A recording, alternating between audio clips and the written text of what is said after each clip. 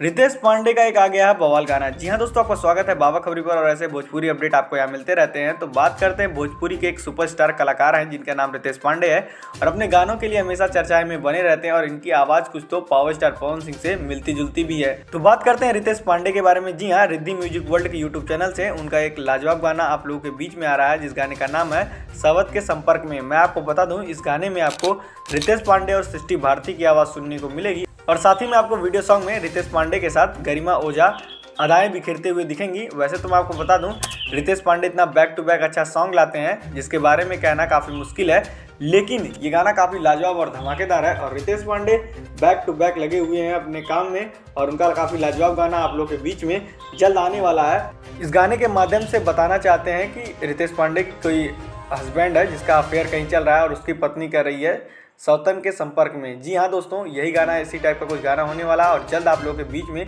Riddhi music world के YouTube channel से release कर दिया जाएगा। तो चलिए फिलहाल के लिए बस इतना ही, मिलते हैं आपसे नेक्स्ट वीडियो। हमारी वीडियो पसंद आई हो तो लाइक से सब्सक्राइब जरूर कर लीजिएगा।